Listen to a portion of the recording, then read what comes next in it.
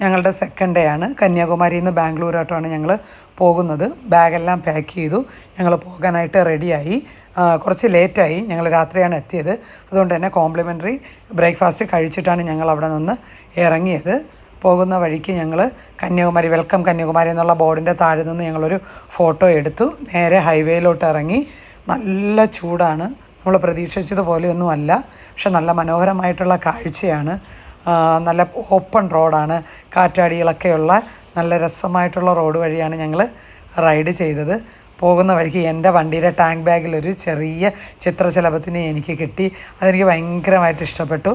പിന്നെ തിരുനെൽവേലിയിലെ റോയൽ എൻഫീൽഡിൻ്റെ ഷോറൂമിൽ ഒന്ന് കയറി എൻ്റെ വണ്ടിയുടെ ഫ്യൂവൽ ലീക്ക് ഉണ്ടായിരുന്നു, അത് ശരിയാക്കി. ദെൻ അവിടെ നിന്ന് ഇറങ്ങിയ സമയത്ത് തന്നെ അവിടെയുള്ളൊരു ചെറിയ ഫ്രൂട്ട്സ് കടയിൽ കയറി കുറേ ഫ്രൂട്ട്സൊക്കെ വാങ്ങിച്ച് ഞങ്ങൾ കഴിച്ചു. പോകുന്ന വഴിക്ക് KDFCയിലുള്ള നല്ല കോഫി കുടിച്ചു. വഴിയിൽ വെച്ച് തന്നെ ഞങ്ങൾ കുറേ തമിഴ് ചേട്ടന്മാരെയും ചേച്ചിമാരെയും പരിചയപ്പെട്ടു. നേരം വെളുത്തപ്പോഴാണ് ഞങ്ങൾ ബാംഗ്ലൂരിൽ എത്തിച്ചേർന്നത്.